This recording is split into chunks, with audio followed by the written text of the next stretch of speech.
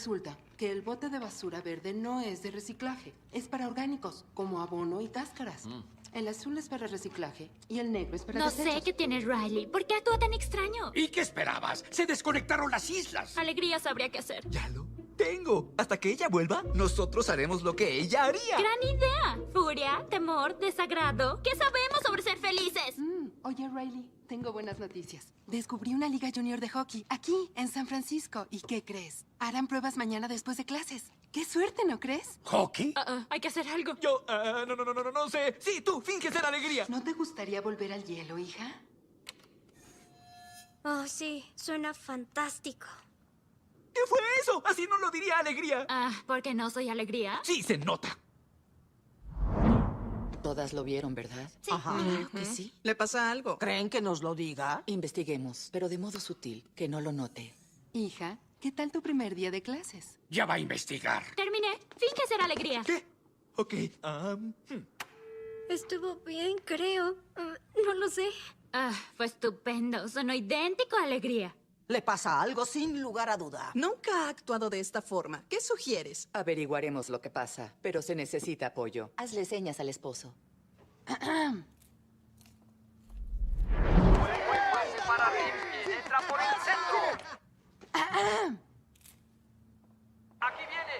Nos está mirando. ¿Ah? ¿Qué fue lo que dijo? ¿Qué? Oh, lo siento, señor. No escuché nada. ¿Sacar la basura? ¿El asiento del inodoro? ¿Qué? ¿Qué quieres, mujer? ¿Qué? Ya puso de nuevo su expresión tonta. Quisiera darle un puntapié. Señala otra vez. Oye, Riley, ¿qué tal la escuela? ¿Es en serio? es posible. ¿Por él dejamos al piloto de helicóptero brasileño? ¡Fuera! ¡Es mi turno! Fue grandiosa, ¿de acuerdo? Riley, ¿estás bien, hija? Oh, Señor, hizo ojitos de huevo cocido. ¿Qué trata de hacer? De acuerdo, pongan algo de fuerza. No quisiera ponerme firme con ella. ¡No! ¡Firme, no! Riley, no toleraré esa actitud. ¡Oh, quieres actitud! ¡Será un placer! No. ¡Sé feliz! ¿cuál es tu problema? Solo déjame sola. Detectamos niveles altos de insolencia. Nivel de defensa 2. ¿Ya oyeron, caballeros? ¡Defensa 2! Jovencita, no sé qué esté causando esta falta tan grande de respeto. ¿Quieres meterte conmigo? ¡Aquí me tienes! ¿Sí? Pues... Y aquí viene. Nos pondremos firmes. ¡Llaves a su posición! ¡Listos para disparar, señor! ¡Ya cierra la boca! ¡Fuego! Es todo. Ve a tu cuarto. Ahora. ¡Caballeros! ¡Nos pusimos firmes! Bien hecho, caballeros. Evitamos un desastre. Pero qué desastre. Ven, vuela conmigo, gatinha. En esta escena de Riley con los papás. ¿Quién me puede comentar? ¿Itzel no está por ahí?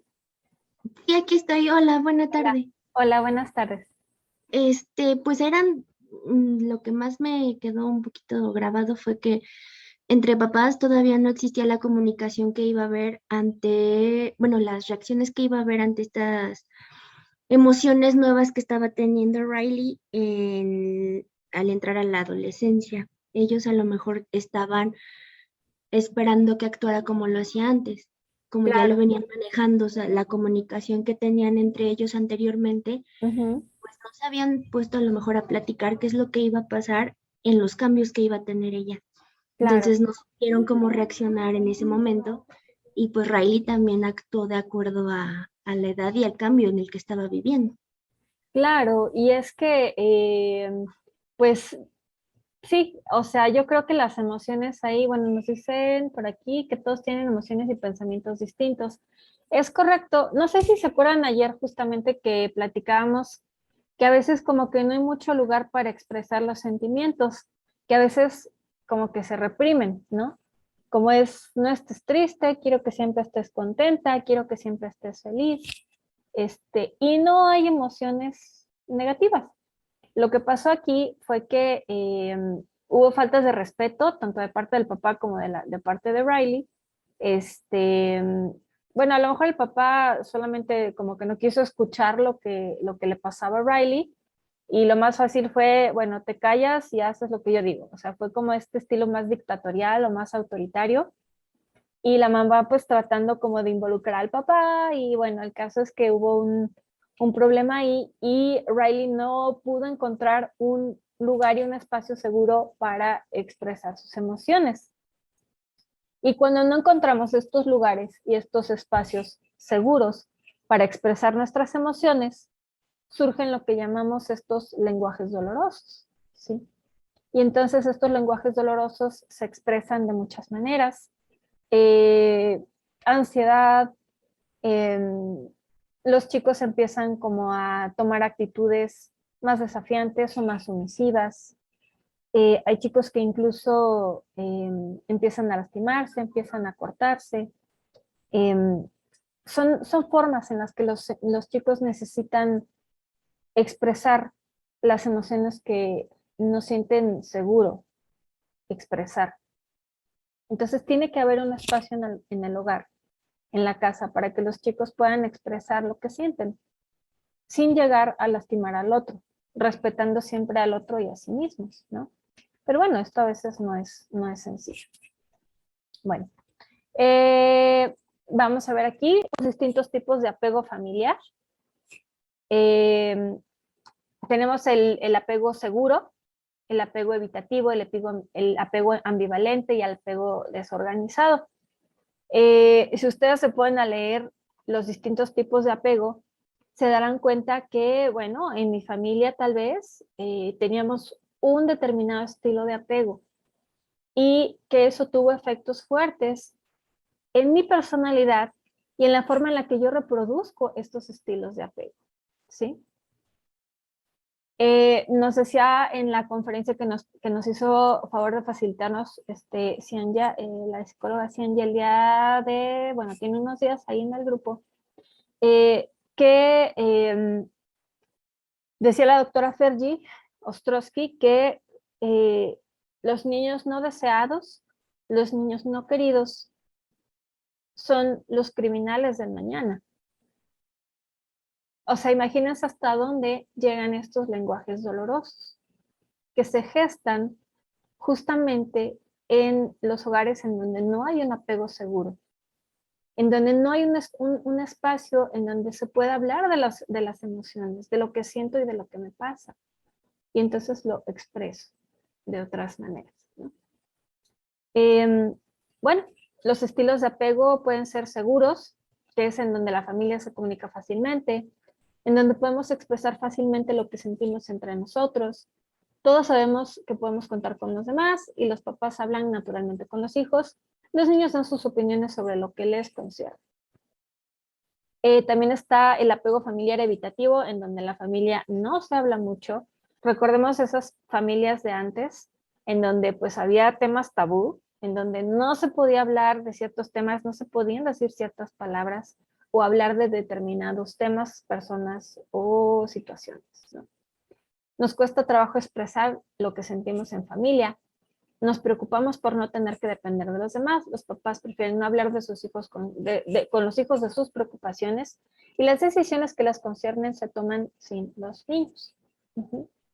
Ambivalente, bueno, es como esta relación amor-odio. A veces tenemos miedo de separarnos. Cuando a alguno de nosotros le va mal, tenemos a sentirnos desbordados. Tenemos miedo de lastimarnos. Los papás sienten con frecuencia la necesidad de proteger a los hijos, y a veces los niños son los que toman las decisiones en la familia. Entonces, aquí estamos hablando también de un estilo de crianza permisivo o negligente, ¿sí? Los distintos estilos de crianza van a generar distintos estilos de apego, ¿sí?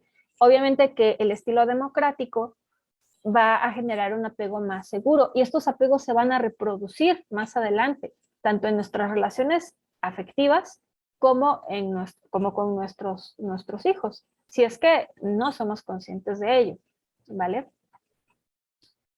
También tenemos el apego desorganizado, que bueno, se da generalmente en situaciones en donde hay mucha negligencia o mucho autoritarismo, mucho maltrato, Ajá.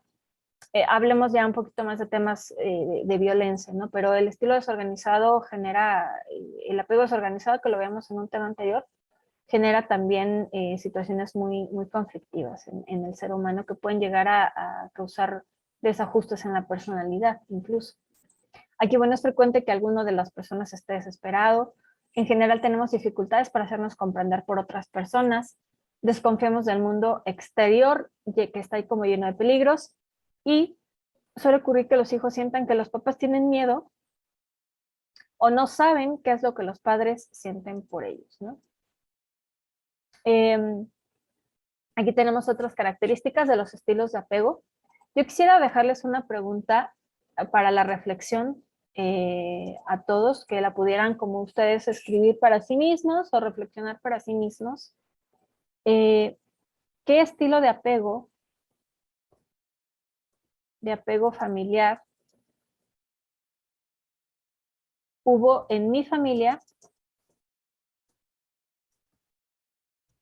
y qué estilo de apego tengo yo? Generalmente coincide, generalmente se reproduce, no siempre, pero usualmente este estilo de apego familiar lo vamos nosotros a reproducir en nuestras relaciones, ¿no? Si tuvimos un estilo de apego seguro, bueno, pues es muy seguro que no seamos una persona que genere relaciones de mucha dependencia, que no seamos personas celosas o que no seamos personas que dañan al otro tampoco. Si tuvimos un estilo de apego familiar evitativo, bueno, pues vamos a ser personas un poco más distantes, un poco más frías, un poco más alejadas de los sentimientos. Ambivalente, pues vamos a tener ahí choques, tal vez constantemente. Vamos a tener relaciones en donde te amo y te odio, ¿no? Y si tenemos un estilo desorganizado, bueno, generalmente o vamos a ser violentadores o vamos a ser personas que sufran alguna situación de violencia, aunque no siempre, no siempre. Bueno, no sé si hasta aquí haya dudas, haya comentarios. ¿Todo bien? ¿Sí? Los veo un poquito callados, ¿todo bien? Ah, gracias, Itzel. Bueno, entonces, ¿en qué contexto se origina la capacidad de mentalizar? Si ustedes recuerdan esta capacidad de mentalización, que está por acá. La tenemos justo, no, aquí, no, aquí. Esta capacidad de mentalizar es como esta capacidad de ponernos como en la piel del otro, como en los zapatos del otro, ¿sí? Nos permite entender y percibir e interpretar tanto nuestro propio comportamiento y el de otros, ¿sí? Sus estados mentales, sus deseos, sus creencias, sus necesidades, etcétera, etcétera, ¿no? Incluso justo ayer me platicaba hoy justamente me platicaba el caso de una chiquita que sí, que estaba comiendo pizza con su familia. No sé si está por aquí Isa, creo que no. Bueno, platicaba Isa que justamente su niña estaba comiendo pizza con su familia y vio que había una persona indigente, me parece, que estaba ahí con alguna necesidad y que ella pues tuvo esta como ocurrencia de regalarle su pedazo de pizza que tenía ella para comer. Y que fue algo que le sorprendió mucho a la mamá porque nunca antes lo había logrado, nunca antes lo había hecho. Esto ocurre cuando los niños son capaces de ponerse en los pies del otro. Eso es algo muy bonito. Pero bueno, vamos a ver en qué contexto se origina esta capacidad de empatizar de los niños, esta capacidad de comprender las emociones del otro y entender mis propias emociones. Aquellos niños que poseen un apego seguro, con unos padres que los contengan, que verbalicen y pongan palabras a los estados de confusión del bebé, que den respuesta a sus necesidades más allá de las necesidades físicas. Estos bebés, niños, adolescentes, adultos tendrán más capacidad para mentalizar que los niños con apego inseguro o desorganizado, ¿sí? También nos decía la doctora Fergie en la conferencia de ayer, bueno, en la conferencia que les mandamos por el grupo, justamente que los individuos más adaptados más regulados y más normativos son aquellos que recibieron un estilo de crianza democrático, con reglas que se siguen y que han tenido un apego seguro, ¿sí?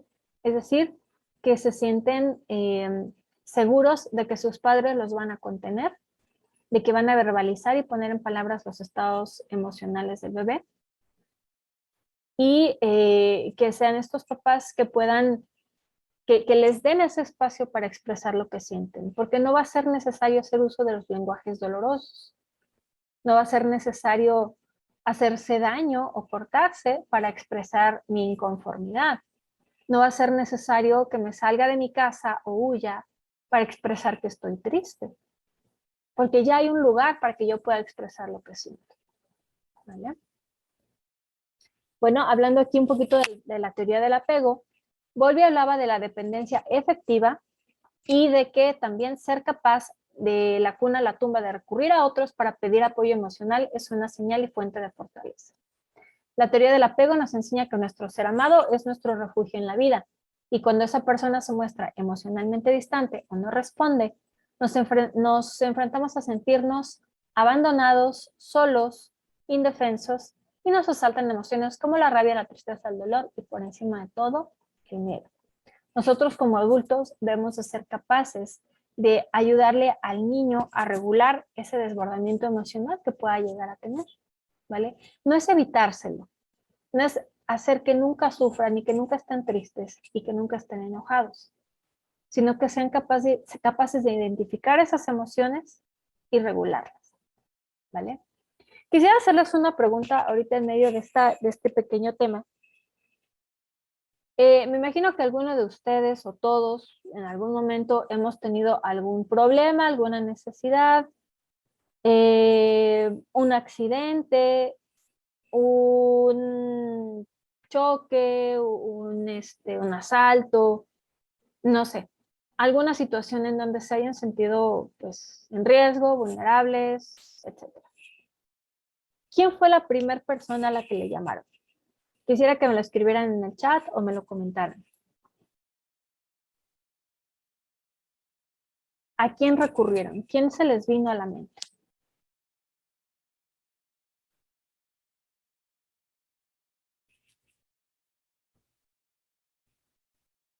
Mi esposo o mi papá, ok. ¿Alguien más? ¿Quién se les viene a la mente? A mamá. Tu mamá, ok. ¿Alguien más?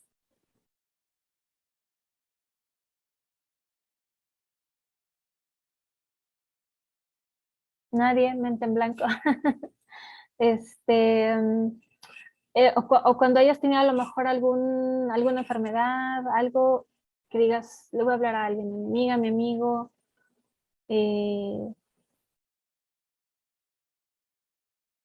O no sé,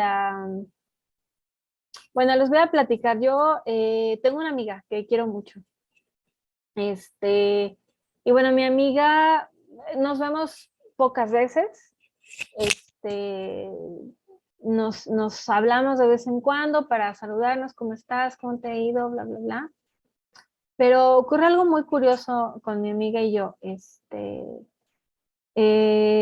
Siempre que tenemos como un problema fuerte, siempre nos hablamos, siempre, ¿sí? Y bueno, es como que sabemos que somos nuestro refugio, ¿me explico? Generalmente nos viene a la mente mamá, ¿no? Nos viene a la mente papá, esposo, pareja, ¿no? Pero también estos vínculos van a veces más allá de la familia, ¿no? Generalmente esa persona que te viene a la mente es como tu refugio seguro. Y a veces nos toca a nosotros ser como el refugio seguro de otras personas. Justamente hablando de esta amiga, el otro día, bueno, de la nada, estaba yo aquí en la casa de ustedes, y me habla esta amiga y me dice, oye, ¿sabes que tengo un problema muy fuerte? ¿Puedo ir a verte? Sí, sí, ven a ver. Y ya estuvimos hablando, la ayudé a regularse, bueno, estuvimos platicando, ¿no? Y se desahogó un poquito.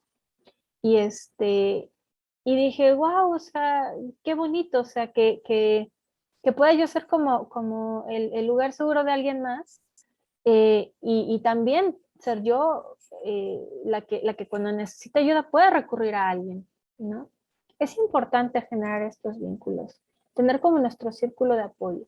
Y obviamente que cuando tenemos hijos, bueno, pues somos su refugio seguro.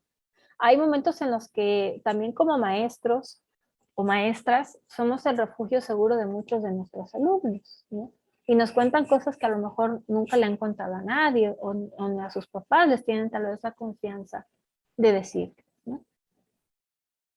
Entonces, bueno, no sé si hay dudas hasta el momento. Bueno, aquí en esta imagen es un ejemplo muy claro de cómo somos una base segura. Una base segura es de donde el niño parte, ¿sí? Explora, tiene esta capacidad de explorar, y es en donde el niño necesita que estés pendiente de él, te alegres por él, lo ayudas, te diviertas, y cuando ocurra algún problema, tú seas también su refugio, ¿no? También estamos hablando a veces un poquito de estos padres sobreprotectores o padres helicópteros que no los dejan a veces a los niños explorar, ¿no? No los dejan que sean ellos mismos. Y es, no te alejes de aquí, y no, te vas a caer. Y no te vayas para allá porque te vas a pegar. Te dije que no te fueras, ¿no? Entonces, híjole, pues con miedo, ¿no? Ya ni me acerco, o mejor ya ni le digo lo que voy a hacer porque se va a enojar, me va a regañar, me va a decir que para qué me fui, que por qué me salí, que por qué corrí, que por qué brinqué. No, mejor no. Y aparte voy y lo hago y regreso y me regañan, ¿no? Híjole, pues mejor o no lo hago o lo hago a escondidas, ¿no? Muy típico que los adolescentes se escapan de la casa, llegan en la noche a escondidas, y cuando llegan, pues ya saben el show, ¿no? Y los gritos y los golpes. Entonces, es o no salgo o para qué me regreso, o me regreso a escondidas, ¿no? Cuando realmente el papel de nosotros es dejarlos que exploren y que regresen a su base segura. El niño lo que hace siempre es esto. O sea, en el momento en el que somos una simbiosis, o sea, en el que la mamá está en el vientre, en el momento en el que el bebé está en el vientre, somos uno mismo. Por eso los 2 años son tan terribles, porque es cuando ocurre este desprendimiento y el niño empieza a darse cuenta que es incómodo porque no todos sus deseos, no todas sus demandas se van a cumplir cuando él necesite. Entonces esto es molesto, es incómodo, ¿no? Pero bueno, empieza a despegarse el niño y regresa a su base segura. Empieza a despegarse, empieza a despegarse, empieza a despegarse y siempre regresa. O sea, el niño está como orbitando alrededor de nosotros, ¿no? Y siempre puede volver. ¿Cuál es el ejemplo de esto? Que cuando tienen un problema, cuando tenemos un problema, regresamos a nuestra base segura. ¿A quién le hablan? Mamá, choqué el carro. Es mi base segura. Salí a explorar, a conocer el mundo, tuve un problema, necesito que tú me des la bienvenida, me protejas, me consuelas y organices mis sentimientos. Y puedo volver a salir. Papá, estoy en el corralón. Papá, me detuvieron los policías. Ven a recogerme aquí a los separos. ¿No? Esa es nuestra base segura. ¿Sí? Entonces, es esto.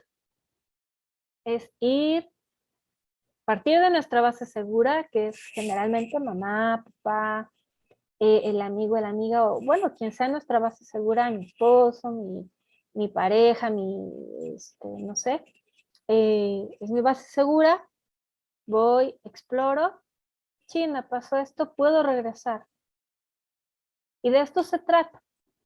Bowlby dice, no es estar solitos como planetas solitarios en el universo, a la deriva, sino saber que podemos regresar a una base segura, que tenemos un lugar a donde volver, ¿sí? Entonces, con el niño es poquito a poco permitirle ir explorando un poco más, un poco más, un poquito más. Cuando no hay base segura, bueno, es que a veces no siempre es la familia la base segura, ¿no? O sea, digo, yo no sé, digo, por ejemplo, mi amiga, no sé por qué recurrió a mí, o sea, en una situación así. Digo, yo soy más joven que ella, ¿no? Pero por alguna razón sintió la confianza de hablarme a mí, ¿no? Tenemos que buscar un poquito ese círculo de apoyo. No siempre es fácil, pero bueno, tenemos que encontrar un lugar que nos pueda servir de apoyo, ¿no? Yo creo que como seres humanos somos seres, bueno, no creo, somos seres sociales y tenemos como esta interdependencia, tenemos que aprender a pedir ayuda cuando la necesitamos, ¿no? Y con la persona con la que sintamos esa confianza, ¿no? Digo, yo cuando tengo un problema, generalmente le hablo a mi papá, pero también a veces le hablo a mi mejor amiga o le hablo a una de mis tías, o sea, tenemos que tener como este círculo, ir integrando un pequeño círculo de apoyo, ¿no? No siempre es fácil, pero es importante ir generando estos vínculos, ¿no? Y también permitirnos pedir ayuda, porque a veces, como nos toca a nosotros a veces ser los fuertes, como que nadie nos ve pidiendo ayuda, ¿no? Entonces, también se vale pedir ayuda, ¿vale? Bueno, siempre ser más grande, fuerte, sabio y bondadoso, cuando sea posible seguir las necesidades del niño y cuando sea necesario hacerme cargo, ¿sí? Entonces, es esto el tema de Vamos a ver brevemente, un poquito, brevemente, para darle un poquito pie también a la licenciada Xianya. No sé si hasta el momento hay comentarios, dudas.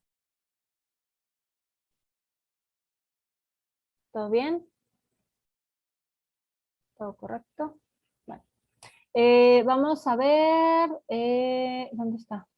Aquí. El tema de la diferenciación, brevemente, para el micrófono a la licenciada Xianya. Y vamos a ver qué es el proceso de diferenciación, ¿sí? Bueno, el camino hacia la diferenciación es un proceso que se lleva a cabo en la etapa de la adolescencia, en donde ocurre un ligero distanciamiento, que es lo que veíamos hace rato, entre el joven y el núcleo familiar, que es como dar un brinquito, ¿sí? Y explorar un poquito más, ¿no? La curiosidad es la que nos mueve, el entrar a un mundo de sentimientos y emociones, como es lo que estaba pasando con Riley, que vimos en el video del principio, pues nos despierta la curiosidad y eso nos mueve. Acuérdense de lo que significa emoción, movimiento. Entonces, esta emoción pues nos hace de pronto querer explorar un poquito más en el mundo, ¿no? Observamos que con la entrada en la adolescencia, los hijos pasan a veces, híjole, qué dolor, qué difícil, pero pues ya no nos cuentan sus cosas como antes, ya no nos tienen esa confianza, ya no los entendemos, ya somos los ogros y bueno, el caso es que ya no somos los superhéroes que éramos para ellos, ¿no? Y es que tú nunca, y es que yo siempre, y ya déjenme en paz, y de pronto pues vemos ahí a una personita completamente diferente, ¿no?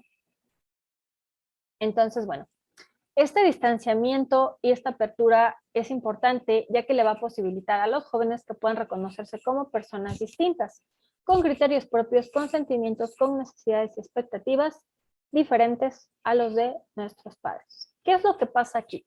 ¿Eso es bueno o eso es malo? Como papás o como maestros, fíjense nada más lo que son las cosas.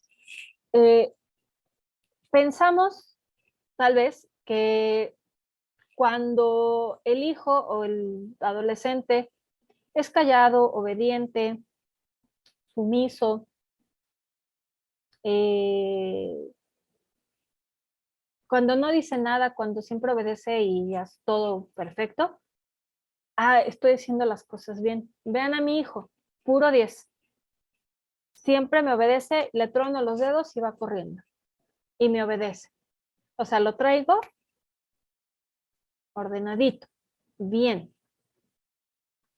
Pero cuando el hijo es rebelde, me contesta, hace lo que quiere, le digo blanco y me dice negro, algo estoy haciendo mal.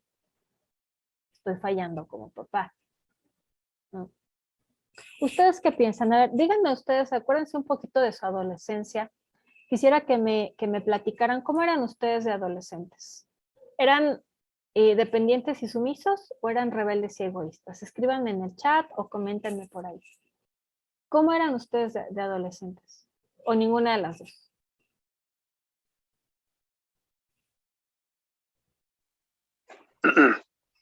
Yo al principio, pues, si me permiten decir, yo al principio, pues, sumiso, pero como que poco a poco, no sé, me volví más consciente y como que ahí, me dieron esos destellos de rebeldía porque hasta eso sabía que todo lo que me decían no lo era todo. No era la verdad absoluta, empezaste como a tener ya un criterio, ¿no? Pues sí, la verdad. Ya. Ok, bueno, muy bien, gracias, Bisette. No sé quién más me pueda decir cómo se identificaban ustedes cuando eran adolescentes. ¿Como dependientes y sumisos o como rebeldes y egoístas? ¿O diferente?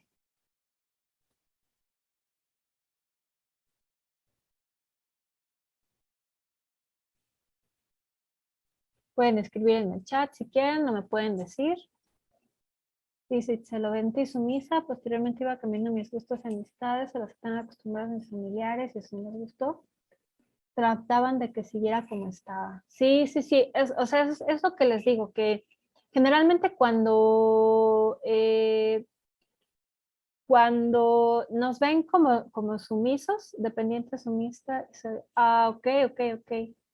Ajá, o sea, generalmente los papás piensan que todo está bien porque el chico lleva puro 10 y porque nunca me ha dado un problema, ¿no? Y porque es obediente, es sumiso, ¿no? Entonces, bueno, ¿qué es lo que pasa? Ninguna de las dos actitudes son realmente actitudes diferenciadas, sino que son actitudes que dependen todavía mucho de la opinión de los padres, ¿no? ¿Qué pasa con el niño es dependiente y sumiso? Los factores afectados es que se está atado a una dependencia, hay dificultad para tomar decisiones, nos cuesta mucho tomar decisiones, hay una autonomía interrumpida y hay una falta de responsabilidad. La consecuencia es que tenemos personas inseguras, adultos temorosos y que caen en dependencias. También reflexionemos cómo vamos a pedirle al adolescente, al niño o al adulto que sea responsable y que tome el cargo de la consecuencia de sus actos si nunca ha tenido consecuencias en sus actos, porque nunca le hemos permitido explorar. Y entonces ahí nos damos cuenta justamente de cuando los chicos entran a la universidad o entran a la preparatoria y ya hubo congestión alcohólica, ya chocaron el carro, ya reprobaron 7 materias, cuando pues en la secundaria no era así, y entonces echamos la culpa a la escuela. Es que en la escuela se me destrampó, ¿eh? No, es que lo cambié de escuela porque se me estaba yendo de las manos. ¿Qué es lo que está pasando? Y si crecemos con eso, realmente cuesta trabajo poder modificarlo. Claro, porque estamos todavía bajo una herida o bajo una una dependencia todavía de ese vínculo, me explico. O sea, ¿cómo vamos a pretender que un alumno que nunca lo dejamos explorar, nunca lo dejamos equivocarse? Y creo que hemos visto esos casos. Puro 10, pura obediencia. Ah, pero llegó a la universidad y no sabemos qué le pasó, era otro. Pues claro, encontró la libertad, pero no supo qué hacer con esa libertad, ¿no? Y entonces, ¡pum!, se fue con todo, ¿no?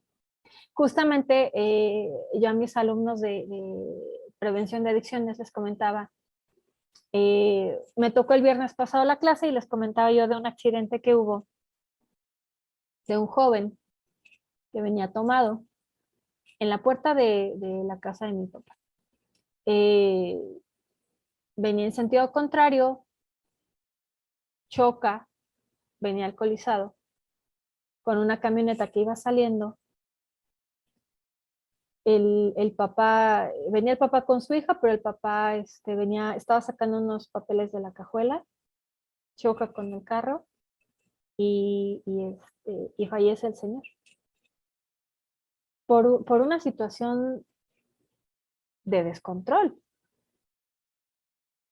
¿no? O sea, por una situación en donde no pudimos medir la consecuencia de nuestros actos, en donde no había una regulación emocional, no había una base segura. Porque ¿qué hace un adolescente con un carro a exceso de velocidad, alcoholizado, a las 7 de la mañana, yendo hacia su casa? ¿Qué emociones podrían estar ahí involucradas? Miedo, enojo, preocupación, frustración. No sabemos, ¿no? Lo que sabemos evidentemente es que no había una regulación, no había un límite, no había reglas, ¿no? Y que definitivamente no era una persona diferenciada, ¿no? Ok. Entonces, bueno, pues tenemos todo esto, ¿no? Personas inseguras, adultos temerosos y que caen en dependencias. Actitudes rebeldes y egoístas, decimos, también pasa del otro lado, ¿no? Decir, no, mi hijo es súper rebelde, ¿eh? O sea, mi hijo no, sí te contesta y no se deja de nadie. Ah, bueno, ¿qué tan maduro puede realmente ser eso, no? Son chicos que simulan autonomía e independencia, hay irresponsabilidad, hay una menor importancia a las relaciones sociales y realmente hay un reflejo de inmadurez.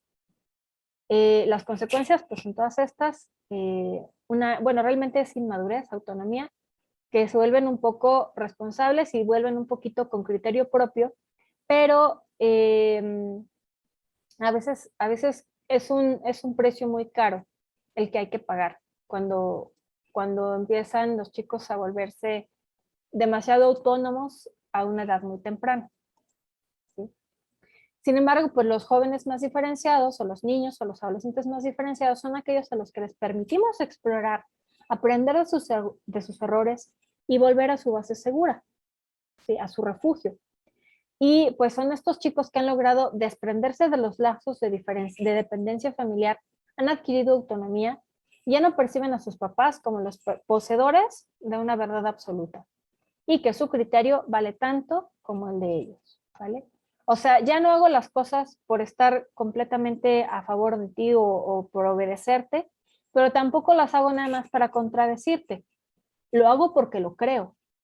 Lo hago porque sé que eso es lo que tengo que hacer. No porque quiero desafiar a mi papá, o no porque le tengo miedo y no quiero que me regañe. Lo hago porque creo que es lo correcto, aunque mis papás puedan no entenderlo, o aunque mis papás estén de acuerdo.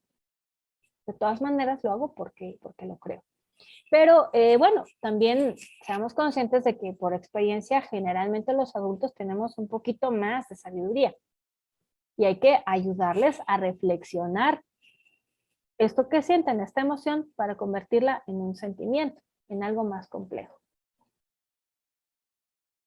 Bueno, pues también tenemos los adolescentes mejor diferenciados, son aquellos que pueden tomar sus propias decisiones, entienden que su incremento de libertad tiene que ir acompañado de más responsabilidad y que son menos vulnerables a los estados de tensión, ¿vale? Y bueno, sería hasta aquí más o menos el tema de la diferenciación. No sé si haya alguna duda, algún comentario que quieran decir. ¿Cómo se identifican ustedes? No sé si me pueden dar sus opiniones al respecto. Hasta aquí vamos bien.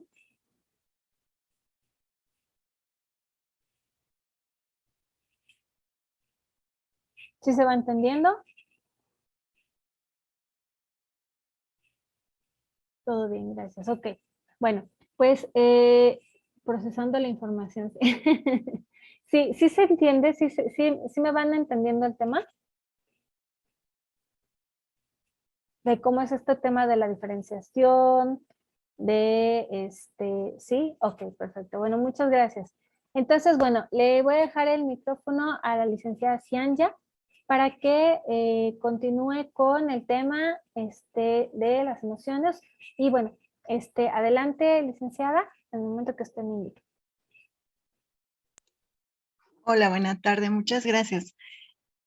Vamos a continuar con el tema, voy a compartir pantalla. Ahorita que me habiliten.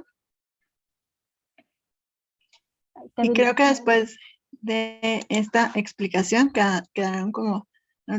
Ahorita que voy leyendo, como procesando toda esta información.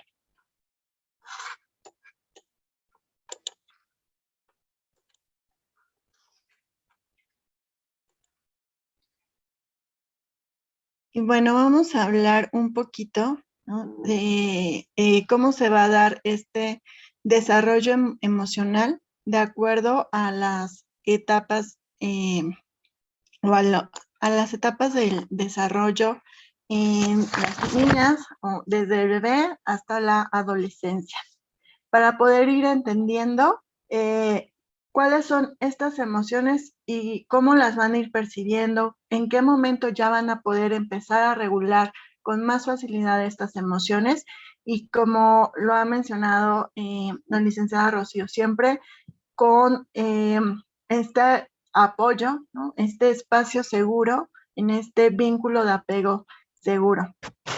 Y me gustaría, ¿no?, como reforzar un poquito esta parte del apego seguro.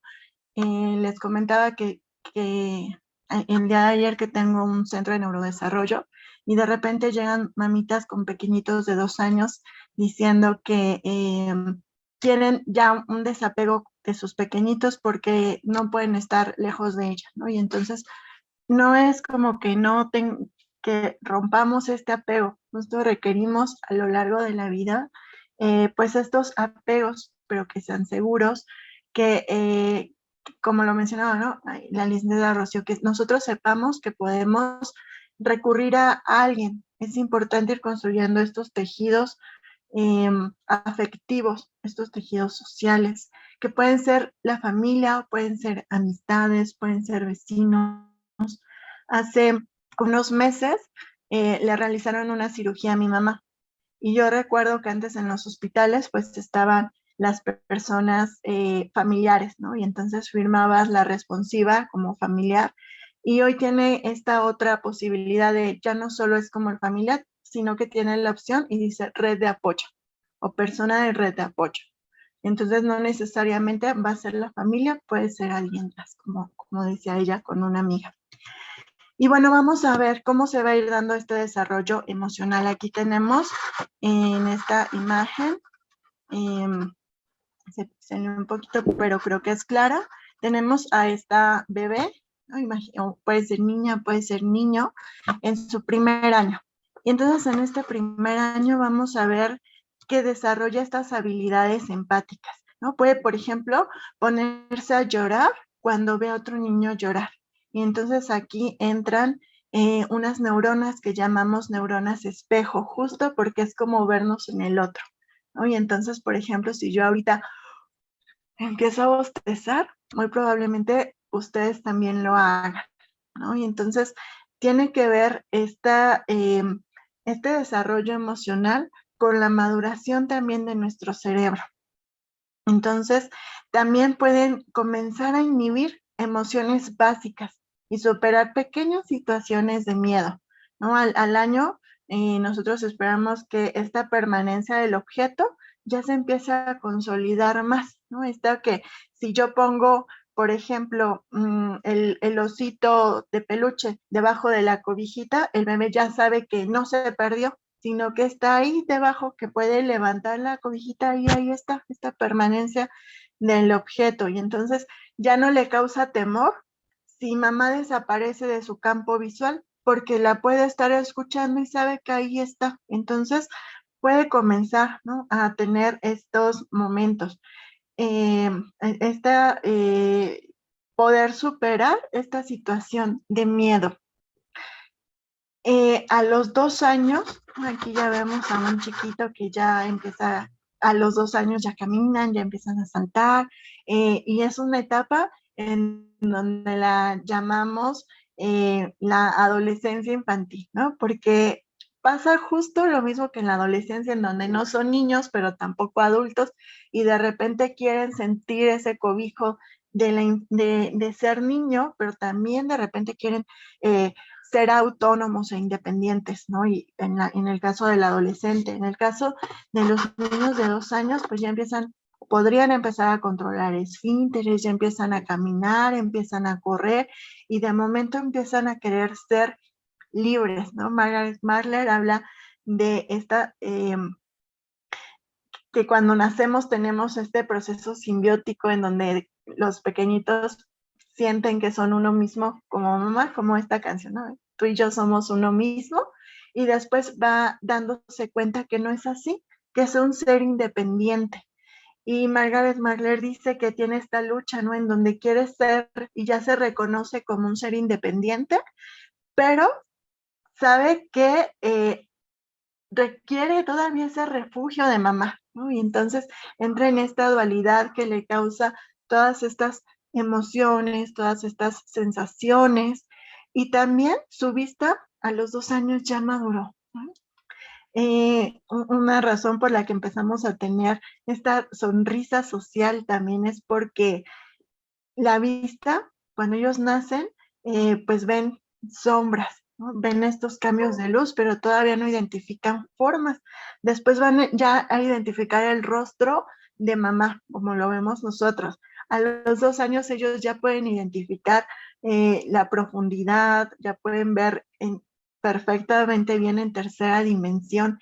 Y esta visión también, ¿no? Les decía yo ayer, tenemos todo un lóbulo dedicado a la visión, nos permite que ellos puedan ya sentirse como un ser independiente, ya madura en áreas cerebrales, y entonces ellos dicen, no soy el bebé, ya no necesito que estés en brazos, ya me puedo subir, ya puedo yo ir puedo subirme a un banquito si tengo hambre y agarrar una fruta, ¿no? Puedo hacer ciertas cosas de manera autónoma, pero me doy cuenta que no es al 100%. Entonces necesito ese refugio, y entonces viene esta desregulación emocional en esta etapa de desarrollo. Y también ellos ya pueden tener esta expresión facial de las emociones, ¿no? Como lo que platicábamos ayer, la alegría, la tristeza, el asco, la sorpresa, el enojo. Y tiene que ver, ¿no?, les decía, con esta maduración también de la visión y también de lo social, ¿no? Hablábamos de que estas emociones se van a ir construyendo y podemos nosotros como latinos gesticular más, ¿no? Y si vemos, por ejemplo, a los colombianos, a otros hermanos latinoamericanos que todavía son muchísimo más expresivos, pues entonces vamos imitando todos estos gestos en las familias en donde no hay mucha expresión facial, ¿no? Yo tengo una pequeñita ahorita que estoy atendiendo, tiene un tema de ansiedad y casi no sonríe, es muy seria, no gesticula mucho, y veo a mamá y mamá de la misma manera, ¿no? No hay tanta expresión en las emociones, en gestos. Entonces, en estos 2 años ellos pueden hacer esta imitación.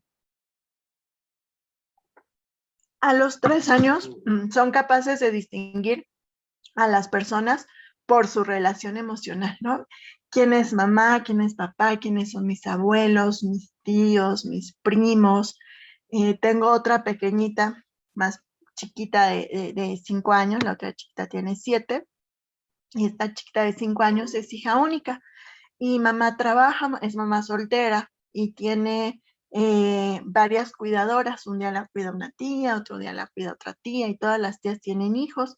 Y entonces ella a todos les dice hermanos, ¿no? En esta etapa pues pueden empezar como a distinguir. Es un tema que ahorita, bueno, yo estoy trabajando con mamá, pero distingue, ¿no? ¿Quiénes son mis primos? Y esta cercanía afectiva también.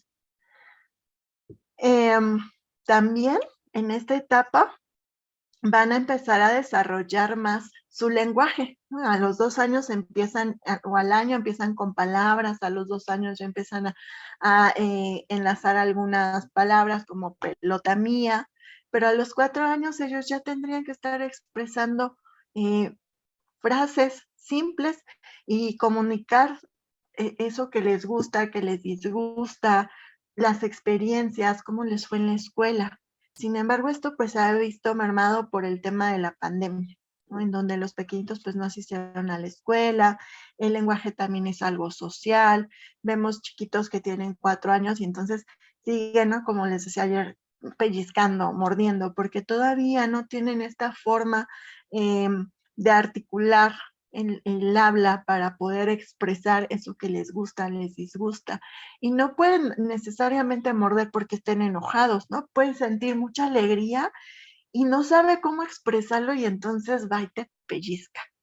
Eso es lo importante también de que ellos aprendan a hablar, a articular para que puedan expresarse y podamos ir teniendo regulación en sus emociones.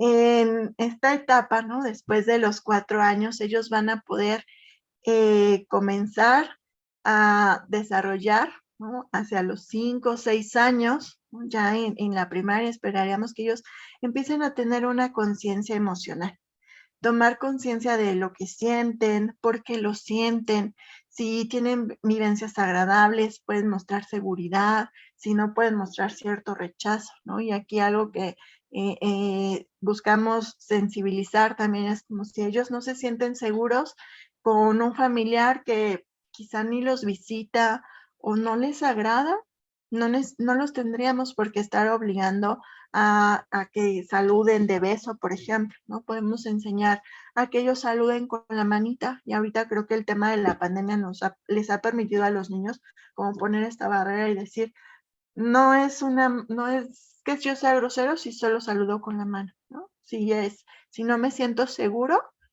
entonces no quiero esa cercanía y saludo de esta manera, ¿no?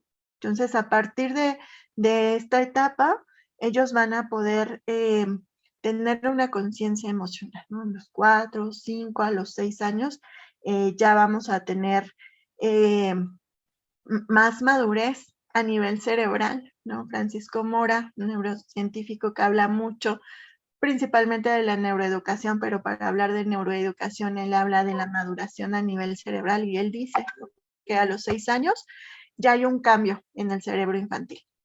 No en todos, algunos será hasta los 7, ¿no? Pero ya vemos más marcada esta diferencia. En esta etapa, ¿no? En estos primeros 3 años, también ellos, en esta toma del desarrollo de la conciencia emocional, ellos van a empezar a tener este juego simbólico, ¿no? Es esta forma de representar a través del juego lo que vivo cotidianamente, ¿no? Si mi mamá, por ejemplo, está en la computadora trabajando, yo voy a jugar a que estoy ahí en la computadora. Y es importante que los chiquitos y las chiquitas tengan juguetes que representen sus dinámicas diarias, ¿no? Tanto niñas como niños que tengan la casita, que tengan trastecitos, que tengan muñecos que vayan representando a las familias, ¿no? Y pueden ser muñecos animales, ¿no? A mí me gustan mucho estos que se llaman ternuritas, que pueden ser como el conejo, y que sean más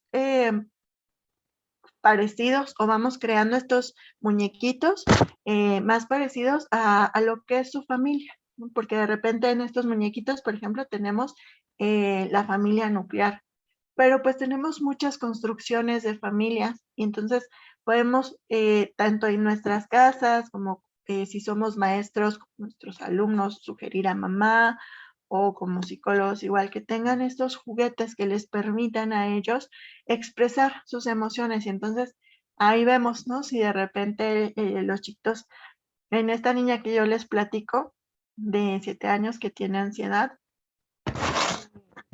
está costando trabajo permanecer tiempo en la escuela y en un juego, ¿no? Estábamos haciendo este juego simbólico y entonces ella me dice, vamos a jugar a la maestra.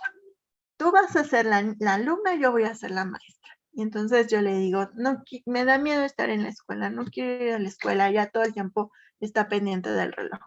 Y entonces la maestra le dice, si no dejas de llorar, me dice, te voy a llevar a la dirección, ¿no? Y entonces, a través del juego, ellos expresan estas vivencias, estas experiencias, y podemos empezar a observar este juego y ver cuál es este lenguaje, porque ahí como papás nos cachamos, ¿no? Así de, ¿no? Si de repente está jugando a, ya te dije que no llores, cálmate, ¿no?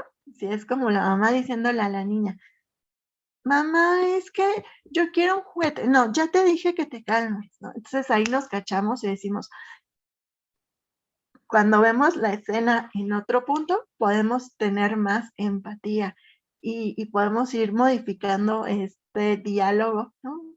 Como lo comentaba la licenciada Rocío, que tenemos y evitar estas palabras hirientes, ¿no? Quizá a veces lo normalizamos, lo vivimos a diario y cuando permitimos este juego simbólico, podemos vernos en aquel muñequito, ¿no?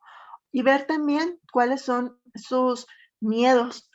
Con los adolescentes podemos escuchar qué música, ¿no? ¿Qué música les está llamando la atención? ¿Cuáles son esas letras que ellos están teniendo presentes? Y entonces ahí podemos empezar a indagar, ¿no? Pero bueno, estamos en esa etapa con estos chiquitos, ¿no? Aquí no, de 4 o 5 años que ellos ya tienen el juego simbólico y entonces a partir de ahí van a empezar a ser conscientes de sus emociones, de lo que está bien, de lo que está mal, de lo que es socialmente aceptado. Y es ahí en donde decimos las emociones.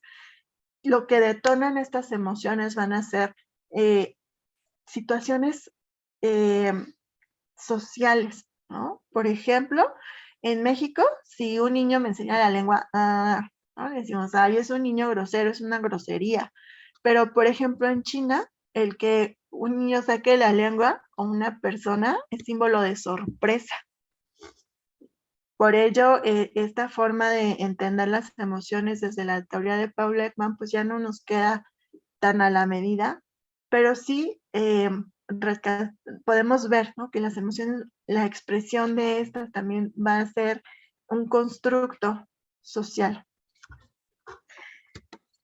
A los 6 años, ya los niños van a enojarse, se van a enfadar o van a sentir alegría o van a sentir tristeza por situaciones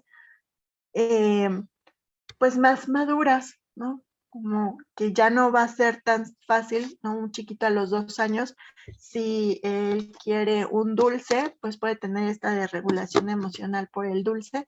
Y ya a los 6 años, si le digo, primero comes y después puede que te compre un dulce, o mejor lo cambiamos y pues te puedo dar una fruta o una gelatina, ellos ya lo pueden entender, ¿no? Tienen esta flexibilidad cognitiva que les permite tomar esta decisión de decir, ok, va, ¿no? Pero no lo dejo como si nada, ¿no? Pero a los 2 años, no, aunque tú le digas, te lo cambio por una gelatina, por una fruta, es como más difícil cambiar este foco de atención y bajar esta explosión de sensaciones que nos van a provocar una emoción. Hasta aquí, ¿cómo vamos?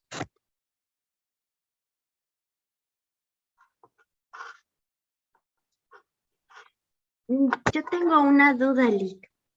Adelante. Por ejemplo, bueno, con respecto a lo de estas emociones y en los ejemplos, ¿cómo podríamos ayudar a un niño en este caso, por ejemplo, unos 3, 4 años, que está todavía en ese periodo de identificación, sobre el tema de la muerte. Y, por ejemplo, con un familiar, ¿no? Cercano, en este caso, no sé si me viene a la mente un abuelo o un tío. Me queda un poco más claro cuando son niños un poquito más grandes, no sé, por ejemplo, 6, 7 años, donde a lo mejor puedo tomar como ejemplo lo del ciclo de la vida en una planta o en un animal. Pero cuando son más pequeñitos, ¿cómo poder ayudar a identificar esa emoción sin ocultarle o hacer a un lado lo que está sintiendo en ese momento? Cuando una persona fallece, muchas veces a los niños no se les dice nada, ¿no? Porque se considera que ellos no se dan cuenta, que son muy chiquitos y no lo van a entender. Algo de lo que ellos no tienen todavía esta habilidad o esta posibilidad es el de la temporalidad. Y por ello, en el caso, por ejemplo, del suicidio infantil, se dice que, o en el caso de la depresión, que quizá en ellos no está tan presente porque no entienden esta parte de la muerte, como lo hace, como lo mencionabas, un niño más grande. Sin embargo, sí tienen emociones, sí pueden extrañar y pueden sentir tristeza. Entonces, siempre es importante decirles, tu abuelito ya no va a estar con nosotros, tu abuelito ya murió y ya no lo vamos a volver a ver, ¿no? Y entonces podemos poner, podemos leer algún cuento, poner algún video, ¿no? de quizá algún animalito y hacer y también podemos involucrarlos en estos ritos fúnebres. Quizá no lo vamos a llevar al panteón a enterrar a la persona, ¿no? Pero sí podemos hacer una actividad en donde él pueda despedirse y depende también mucho de la cercanía que tenga con ese familiar, ¿no? Puede ser que, pues a lo mejor sí era el abuelito, pero no convivía mucho con él. Entonces sí le decimos y sobre todo si es, por ejemplo, mi papá o mi mamá, yo lo voy a sentir mucho y quizá voy a estar llorando y no voy a ocultar esa emoción, ese sentimiento de él, pero justo tenemos que aprender a modelar, no le puedo decir, me siento muy sola o me siento muy triste porque ya no voy a volver a ver a mi mamá y para mí era alguien muy importante, ¿me das un abrazo? Para que cuando él experimente tristeza, entonces también pueda pedir un abrazo, ¿no? O pueda decir, me siento triste, quiero mi cobijita, quiero que me abraces, quiero un beso. Y entonces vamos enseñando a través de modelar nosotros las emociones y no de ocultarlas, ¿no? De repente los chiquitos en nosotros conocen el enojo y la alegría y ya. Y entonces pretendemos que ellos nos nombren todas las emociones y tengan una representación de ellas cuando no se las enseñamos, no se las modelamos. Entonces podemos, como decía, decirles, ya no vas a falleció tu abuelito y eso significa que ya no lo vamos a volver a ver. Muchas gracias. Okay. Más adelante vamos a ver actividades para ir regulando emociones. Ahorita es cómo se va dando este desarrollo. En esta etapa, ¿no? Entre los 6 y los 9 años, también los chicos, los niños ya van a percibir las injusticias, críticas, la incomprensión, incluso se van a poder sentir rechazados. Y entonces, ahorita, más adelante, vamos a ver como qué actividades podemos tener para ellos de acuerdo a esta etapa, ¿no? Entonces, aunque en etapas más chiquitos, ¿no? Como si un pequeñito de 2 años tiene un hermanito, pues, no, yo les decía, sí va a sentir a lo mejor como de ya todo el foco de atención no es mío, pero hasta los 6, 9 años va a empezar a ser consciente de este rechazo de algún compañerito en la escuela, empieza a rechazarlo, o si mamá, ¿no? De forma inconsciente muchas veces, ¿no? Puede llegar a tener preferencia por algún hermano, y yo creo que nunca vamos a querer como mamás igual a los hijos, porque los hijos son diferentes. Entonces no los podemos querer de la misma forma, pero eso no quiere decir que a uno más y a otro menos, sino que es distinto, ¿no? Y entonces podemos remarcar cuáles son estas cualidades que tú tienes, cuáles son las cualidades que tu hermanito tiene. Y en la escuela, ¿no? Pueden llegar a tener estas situaciones. Quiero que se acuerden muy bien, porque ahorita vamos a ver más adelante qué sí funciona, qué no funciona. Entonces recuerden, ¿no? Como entre los 6 y 9 años, ellos ya se van a poder sentir rechazados, van a poder sentirse incomprendidos, criticados, van a haber situaciones de injusticia. Y algo que me gusta mucho en estos momentos es que se incorporó la materia de inteligencia emocional. Y entonces en las primarias, pues si la maestra no trabaja únicamente con lo que veíamos ayer con los emojis o con estas expresiones faciales, o con estos gestos, sino con situaciones hipotéticas, y pone videos, entonces vamos trabajando más esta conciencia emocional. Esto que está bien, que está mal, qué puedo yo hacer, qué haría si a mí me pasa, ¿no? Yo les platico la experiencia con mi hijo. Él lleva esta materia y siempre les ponen videos, ¿no? Y entonces, de repente, había un momento de ahorita está ya en clases presenciales, pero hubo un tiempo que estaba en clases en línea, y entonces yo me podía como percatar de muchas situaciones. Y tenían 30 minutos de receso para comer, pero podían estar con la cámara prendida y estar dialogando, y entonces había niños que de repente se llegaban a burlar de otro, así en Zoom, y entonces alguno frenaba. Oye, ¿te acuerdas del video que vimos hace rato? ¿Tú qué sentirías? ¿No piensas que le puedes estar hiriendo? Y entonces vemos que en estas edades, mi hijo tiene 9 años, pues ya pueden empezar a razonar estas emociones. ¿Hasta aquí cómo vamos? También van a poder empezar a relacionarse con los niños, con las niñas, desde experiencias afectivas, ¿no? Recuerdo que cuando estuve haciendo la especialización, tenía una pequeñita de 7 años y el motivo de consulta era una chiquita de Oaxaca. Estábamos trabajando en línea y entonces la mamá estaba muy preocupada porque decía, es que siento que es como muy adelantada, porque hay un niño en la escuela que le gusta, pero aparte, y yo quiero que eso me preocupa mucho porque está chiquita y como que le gusta a otro niño. Y entonces yo empecé a platicar con la mamá y me dice, bueno, es que ese niño trae locas a todas las niñas, ¿no? Entonces le decía, sí, pues si fuera como una situación únicamente de su hija, que estuviera como adelantada, podríamos ver qué está pasando, ¿no? Pero pues son todas las niñas, entonces pues porque son estas experiencias afectivas distintas, ¿no? Que el hecho de que ellos tengan estas experiencias afectivas no quiere decir que yo voy a decir, pues de novio a los 6 años, ¿no? Sino empezar a decirles, pues puede haber niños que te gusten cómo te tratan, cómo te hablan, y desde aquí ir derrumbando estos mitos de, si te pegas porque le gustas, ¿no? Si te pellizca, si te jaló el cabello, es porque le gustas, ¿no? Porque te quiere.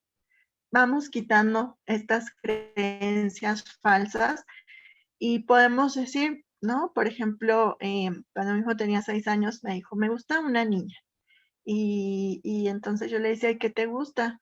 Pues me gusta que siempre sabe las respuestas, que nunca agrede a los demás, a veces defiende a los otros niños, y a mí también me gusta defender ¿no? Y entonces, eso te gusta, y me gusta porque podemos jugar, porque podemos platicar, pero eso no quiere decir que puedan ser novios, por ejemplo, ¿no? Entonces puedes sentir afecto, puede ser tu amiga. Él decía, es mi mejor amiga, ¿no? Ejemplo. Y bueno, los niños también se van a volver más reservados en expresar sus emociones, van a empezar a decir, esto lo quiero compartir con mi amiguito, ¿no? Con mamá y con papá, ya no les voy a dar tanta información, pero esto también va a depender de cómo reaccionemos nosotros como adultos ante esas situaciones, ¿no? Si yo me burlo, si yo me enojo, pues entonces no va a tener la confianza y va a recurrir más a los amiguitos. Esto lo vamos a tener desde los 9 años. La amistad cambia, valoran la confianza, la colaboración. Y bueno, de los 12 años en adelante, se va a caracterizar porque comienzan a experimentar sentimientos contradictorios, ¿no? Como amor-odio. O sea, mamá, un día te amo y eres la mejor mamá del mundo y al otro día ni me hables y yo hubiera preferido que no fueras mi mamá, ¿no? Y me encierro en el cuarto. Soledad y compañía, ¿no? Hay días que, mamá, quiero que estés conmigo y hay días que, no, quiero estar solo. Empiezan a tener estos sentimientos contradictorios, estas emociones contradictorias y todavía más reservados en sus emociones. Y ahí es en donde, lo que les comentaba hace ratito, pues, empezar a escuchar la música que ellos escuchan, las imágenes que les gustan, las series, ¿no? Esto lo tendríamos que hacer en todas las etapas del desarrollo, pero quizá en las primeras etapas de desarrollo nosotros somos los que les ponemos la música, las películas, ¿no? Ellos quizás si dicen, yo quiero ver Paw Patrol todo el mes, ¿no? Pero pues porque nosotros decimos, vamos a ver Paw Patrol, ¿no? Pero es algo que ellos automáticamente, deliberadamente elijan. Pero en la adolescencia sí, ellos ya van a elegir cómo vestirse, van a empezar a admirar a otros, el núcleo familiar ya no va a ser el todo para ellos, ¿no? Sino van a empezar a buscar estos grupos de pertenencia y donde podemos estar pendientes, ¿no? Sin obligarlos a que nos tengan toda la confianza, porque ellos empiezan ya a tener y empiezan a estructurar sus propias ideas, sus propios intereses, y ya no los quieren compartir siempre con mamá, con papá, no quieren compartirlo con otras personas. Pero les digo, sí podemos estar pendientes de qué escuchan, qué ven, qué les llama la atención, qué caricaturas, ¿no? Ahorita a los adolescentes les llaman mucho la atención los animes, de qué habla ese anime, si está con un videojuego, de qué se trata ese videojuego. De repente, y sobre todo ahora con la pandemia, nosotros satanizamos mucho los videojuegos y decimos, no, es que necesitas socializar, ¿no? Pero de repente en los videojuegos, ahora que son en línea, pues tienen esta chat y entonces pues ahí también se comunican y de repente se comunican con chicos de otros países, con otras ideas y hay que estar al pendiente, pero eso también les está permitiendo socializar, ¿no? No es que no tengan otras cosas, sino que también están siendo estas herramientas donde ellos están socializando y hay que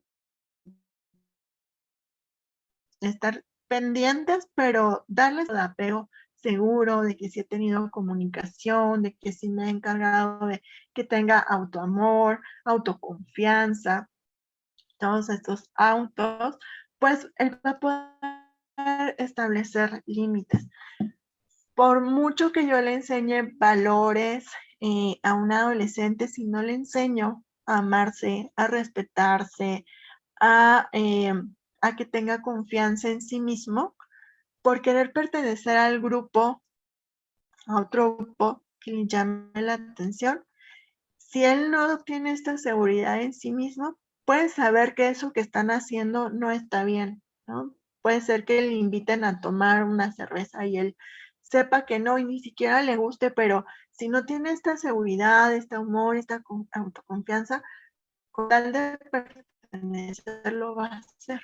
Entonces no basta con enseñarle valores, sino confiar en él, enseñarle que puede confiar en su familia, en sus redes de apoyo, y todo ello generando que ellos puedan ya de repente establecer estos límites y decir, no, a mí no me gusta, ¿no? Yo no quiero poder, y si no, si me dices que si yo no tomo, bueno, me parece que mi conexión de internet es inestable, no sé si me escuchan bien. Se escucha bien, nada más de pronto como que se corta un poquito.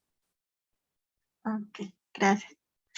Entonces, bueno, si tenemos estas situaciones de todos estos autos que no hemos logrado en ellos, como les decía, la autoconfianza, la autonomía, y todo ello viene de la mano con lo que ya nos comentaba la licenciada Rocío, pues va a ser más difícil, ¿no?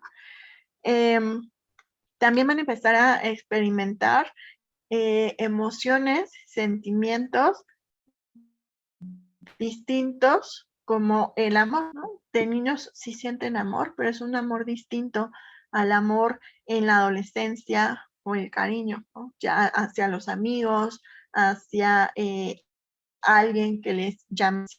Y también la amistad va a estar basada en la intimidad, en estos secretos. Ya no van a contarnos todo a nosotros como mamás y papás, sino que entre estos amigos van a buscar estos espacios ya más íntimos, incluso decir, es que mis papás anoche discutieron y eso me hace sentir, pues, ¿qué les pasa, no? Pues estaban gritando, ¿no? Entonces, estas situaciones las van a platicar con el otro, o me gusta tal chico o tal chica, ¿no?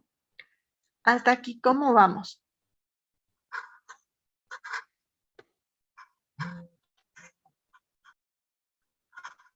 ¿Dudas, comentarios?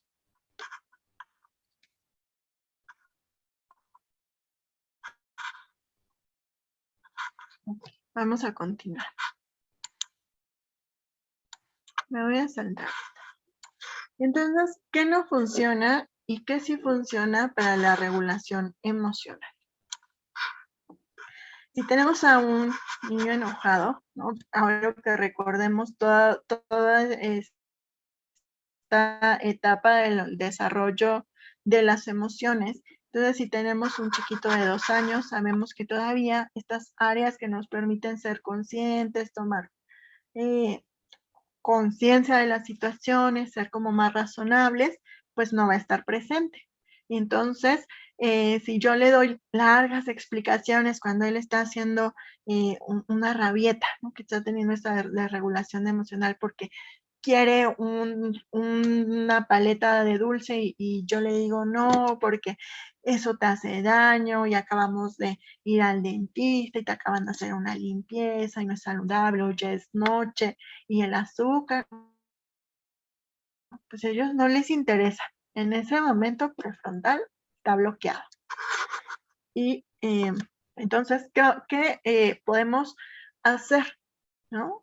Con niños más grandes, puede que lleguen molesto porque algún compañerito le dijo algo, ¿no? Como de una burla, le criticó, ¿no? Quizá el peinado. O la mochila, ay, todavía usas mochila de los Paw Patrol, ¿no?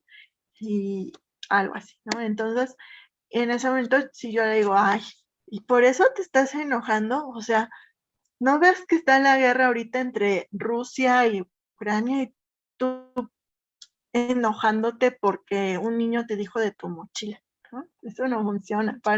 Hay que validar esa emoción, ¿no? Es decir, ¿y cómo te sientes, no? Yo también me hubiera enojado. Tienes todo el derecho de sentir enojo, ¿no? Y eso desde los más chiquitos también. Sí, tienes derecho a sentirte enojado porque no te estoy comprando ahorita la paleta, ¿no? Aunque, ¿por qué? Porque yo ya tengo otro pensamiento, otras herramientas, mi cerebro ya maduró y yo como adulto no me voy a poner a llorar porque quiero una paleta de dulce y no la estoy teniendo. Pero un niño pequeño sí. Entonces, de acuerdo a estas etapas de desarrollo emocional, nosotros vamos a ir reaccionando. Pero algo muy importante es validar la emoción. Podemos hacer uso de algunas estrategias como un semáforo emocional. Es una actividad que a mí me gusta trabajar con los chiquitos, pero no lo voy a trabajar tanto con un niño de 2 años, por ejemplo, sino que un niño que ya empieza a tener esta conciencia emocional que decíamos que es después de los 4 años, ¿no? 4, 6 años, vamos a empezar a tener una conciencia emocional. Y entonces, y bueno, ¿qué necesito para esta actividad? Que él ya reconozca los colores, entonces pues, a los 4 años ya tendrá que reconocer colores, que pueda tener un lenguaje articulado y le voy a explicar, ¿no? Que cuando él sienta, bueno, quiero que piensen, que se queden con este semáforo emocional. Podemos explicarles, les voy a pasar la siguiente diapositiva, hacer un mapita, ¿no? De este vocabulario emocional, ¿no? Que es el miedo, el enojo, la tristeza, la felicidad, pero también tenemos placer, tenemos agrado, alegría, ¿no? Abrir más el abanico de nuestro lenguaje, de nuestro vocabulario emocional. Y cuando un cerebro está enojado, lo que quiere es tener la razón. Entonces, yo no le voy a decir, no, no te voy a comprar un dulce, ¿no? Porque entonces él a fuerza quiere tener la razón. Y yo le voy a ir enseñando. Cuando tú te sientes enojado, esto lo hago cuando él está en calma, no cuando tengo esta desregulación emocional. Cuando él está en calma o ella, le voy a decir, mira, el enojo sucede cuando tú crees que ha pasado una injusticia. ¿Cómo qué situación podría causarte una injusticia? A ver, los escucho a ustedes. ¿Cómo qué emoción creen que les pueda causar una injusticia?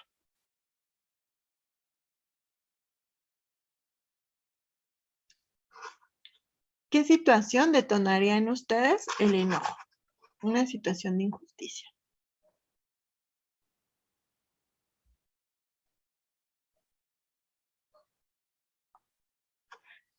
A ver, Itzel, te escucho. Si estás por ahí. Sí, aquí estoy, por ejemplo, un asalto. Un asalto, ¿no? El asalto me puede provocar miedo, me puede provocar enojo, me puede preocupación. Entonces, pensemos en el enojo. Y entonces, ¿en qué parte de tu cuerpo lo sientes? En el estómago. Ok, y entonces lo enseñamos y podemos ir coloreando con los chiquitos, ¿no? De, bueno, vamos a pintar de rojo. ¿En dónde sientes el enojo? Y entonces hay chiquitos que me dicen, en las manos y en los pies. Quiero patear, quiero pegar con las manos, ¿no? En mi cabeza. Entonces vamos a ir coloreando. ¿Para qué? Para que ellos empiecen a ser conscientes de qué pasa en su cuerpo. Ir en esta parte del autoconocimiento. Y una cosa es el enojo, otra cosa es la ira, ¿no? Que es como un enojo más grande. Y entonces, en la imagen anterior, no sé por qué se me adelanta y no lo puedo regresar.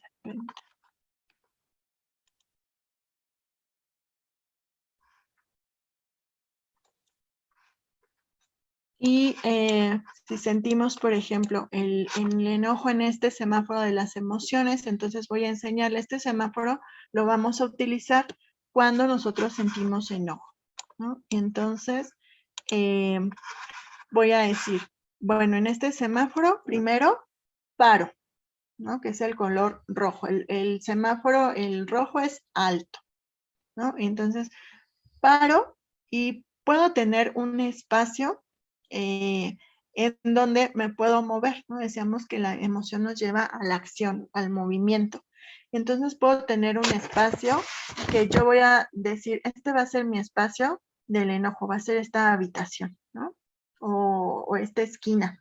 Y entonces ahí puedo tener periódico, puedo tener una hoja y colores en donde puedo rayar, puedo romper un periódico. Y recordamos estas 3 R's: respeto a mí mismo, respeto al otro, responsabilidad. ¿No? Esto lo haríamos con niños después de los 4 años, que ya pueden tener una conciencia de las emociones. Y vamos a ir haciendo esto, ¿no? O sea, no agredo a los demás, puedo romper un papel. Entonces, lo primero es que yo identifico eso que siento, no sé si Itzel, ¿no? En el estómago.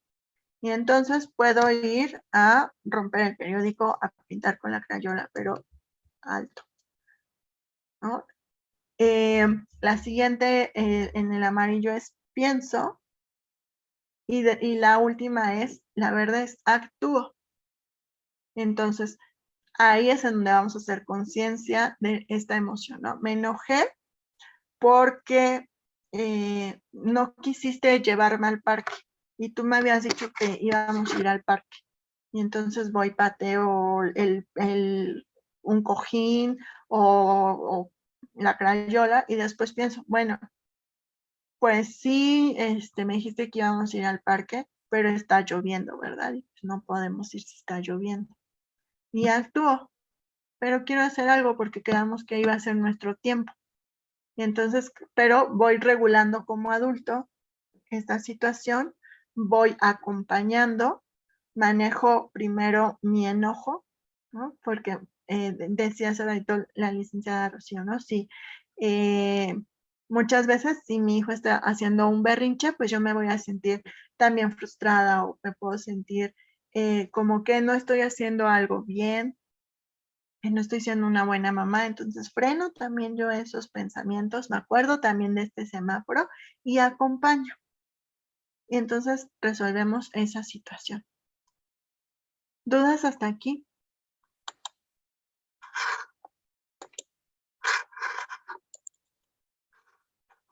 ¿Cómo vamos? Bien, gracias.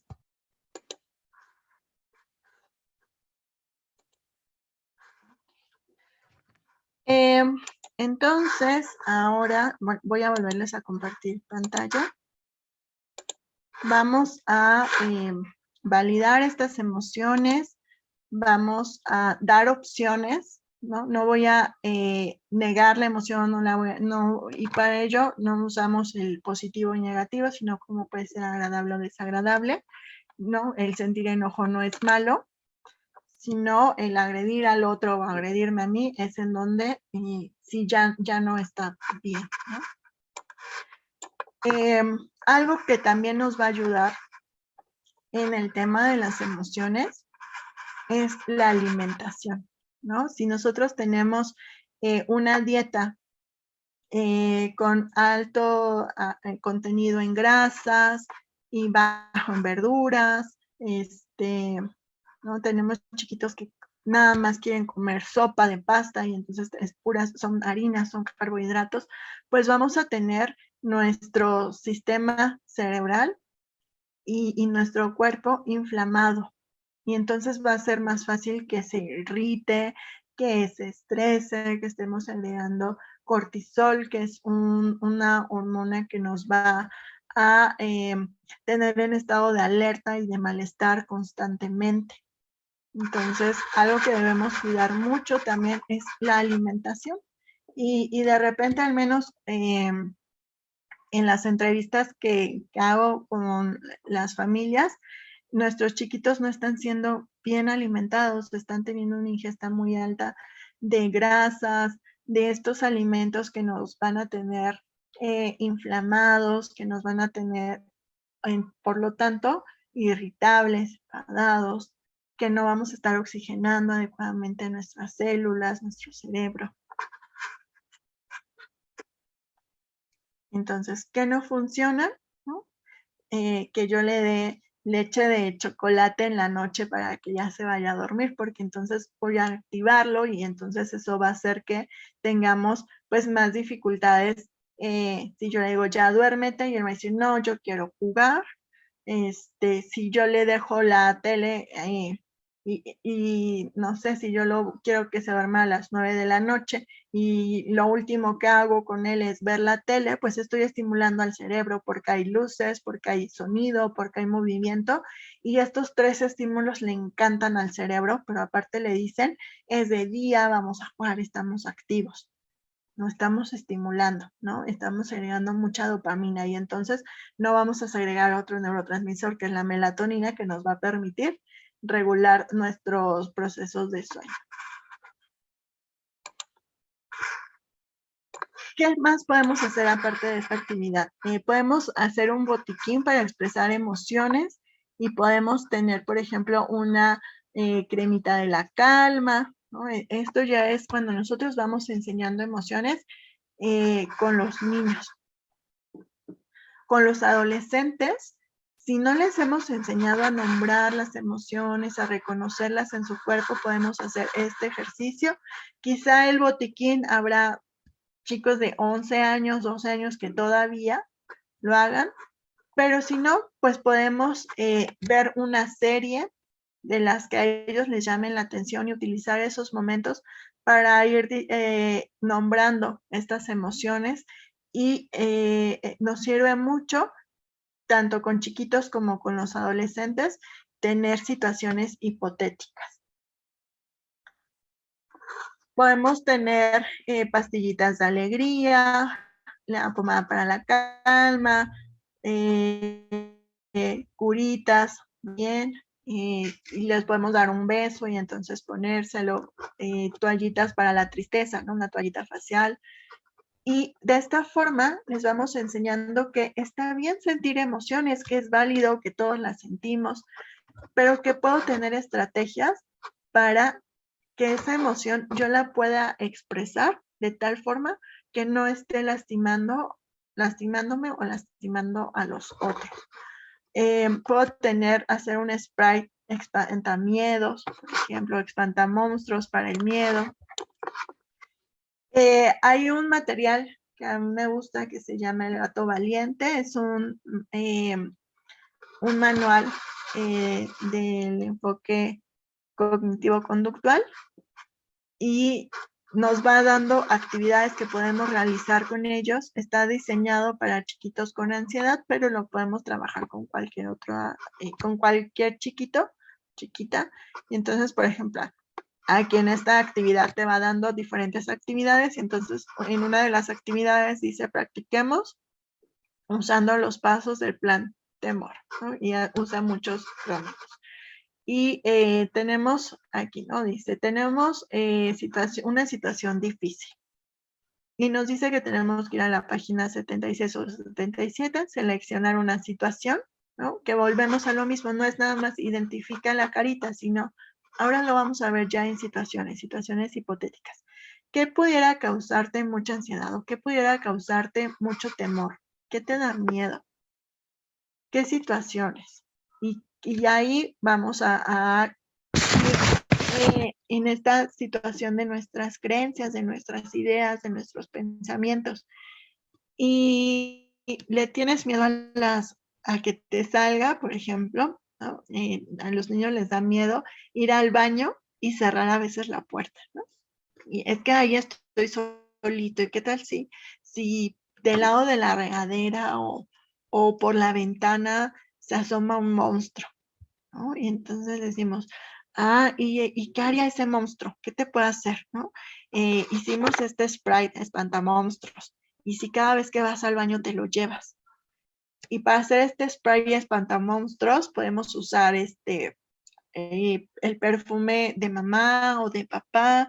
Podemos poner diamantinas y le decimos vamos a poner polvitos polvitos mágicos que van a hacer que ese monstruo desaparezca. Podemos poner palabras mágicas, ¿no? Y vamos haciendo que ellos puedan ir reconociendo, nombrando, validando estas emociones. No le decimos, ay, no, ya estás grande. ¿Y cómo va a haber un monstruo? Eso no existe.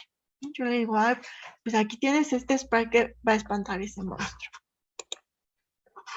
Y otra de las actividades que podemos realizar son actividades de mindfulness.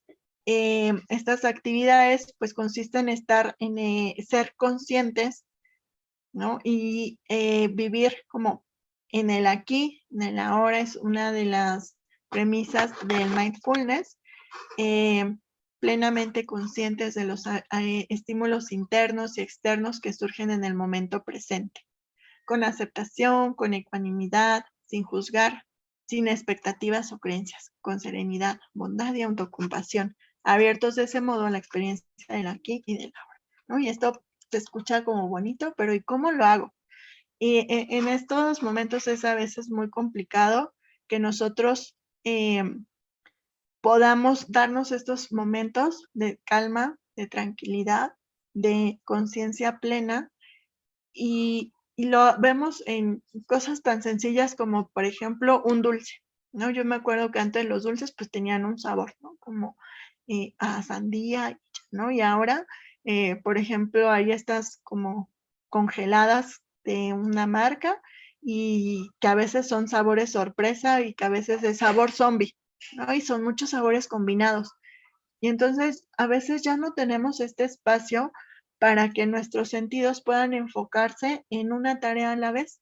Y a veces decimos, ay, pues es que qué padre ser multitareas, pero este ser multitareas baja eficacia en nuestro cerebro. Es como cuando nosotros en una computadora abrimos muchas ventanas y está padre, ¿no? Podemos estar viendo cosas distintas, pero hace que la computadora se haga lenta, que se trabe. Y lo mismo, cuando nosotros tenemos tantas tareas a la vez, no está mi atención plena en alguna. Y tampoco los sabores, y tampoco los sonidos. Y esto no nos permite, con esta vida tan ajetreada que a veces ya llevamos, que nosotros podamos autorregular estas emociones, ¿no? De repente tenemos una explosión de tantas emociones en tan poquito tiempo, con tantos estímulos, y una de las actividades que nos va a favorecer, pues es dejar tantos estímulos, poder tener conciencia plena, y nos va a servir tanto con los niños, los adolescentes y nosotros como adultos. Les voy a compartir otro material.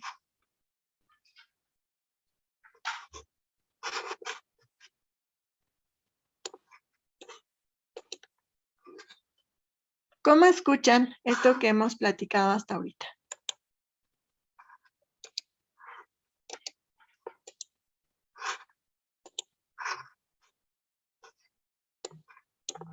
¿Les hace sentido? ¿Creen que es útil para sus hijos, para sus pacientes, para las charlas con los papás?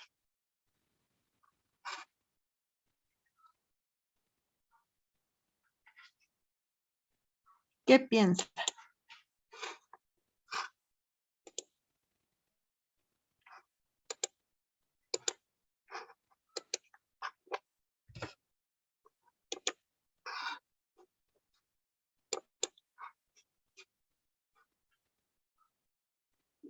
Comentan que bien, que muy interesante lo de mindfulness. Es todo un mundo y es una técnica basada en evidencia, porque eso es bien importante. Bueno, les voy a compartir. Gracias por su participación. Útil y aprendiendo técnicas. Muy bien. Les voy a compartir pantalla y entonces vamos a tener aquí algunos ejercicios de atención plena. Para mí es importante que ustedes se lleven, como quizá no vamos a ver de dónde nace, porque no es como un taller de mindfulness, pero sí que tengan como la esencia para que ustedes puedan googlear ahí actividades y entonces sepan cuál es el objetivo de la aplicación de esa actividad, ¿no? Porque ya tenemos muchísimas actividades, información, y se les va a compartir en Classroom muchos materiales de mindfulness. Y entonces nos dice que la meditación de conciencia plena, ¿no? Encontrar un lugar en donde podamos estar en silencio, sin ser molestados por unos momentos. De repente eso es complicado, sobre todo si vivimos en familias extensas, pero podemos ver en nuestras casas un horario, un lugar en donde podamos tener este espacio, ¿no? Puede ser que yo compre, por ejemplo, un piti, ¿no? Estas como casitas de campaña que ahorita aparte ya son muy económicas. Bueno, aquí en Ciudad de México están hasta en 350 pesos.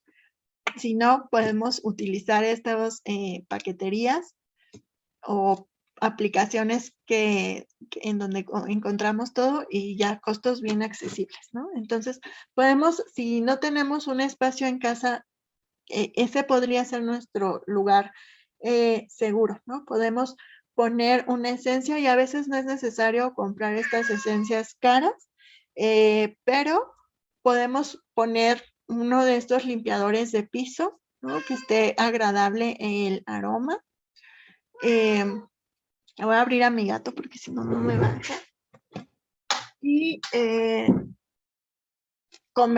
bueno, ahí vamos a comenzar activando una alarma de 10 minutos, ¿no? O los niños más pequeñitos no va a ser de 10 minutos, pueden ser 3 minutos, pueden ser 5 minutos.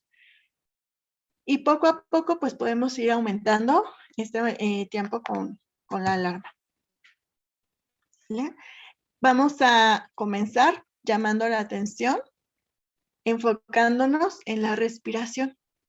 Entonces, cerramos los ojos, respiramos este aroma que por ahí tenemos, que sabemos que es agradable. ¿No? Les digo, no necesitamos a veces comprar estas esencias, puede ser el limpiador piso, el perfumito, algo.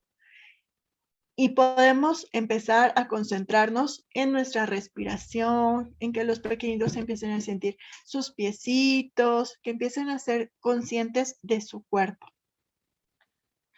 Puede llegar a ser frustrante, aburrido las primeras veces, entonces no se desesperen. Si yo puse la alarma para 3 minutos y solo lo logré 2 minutos, está bien.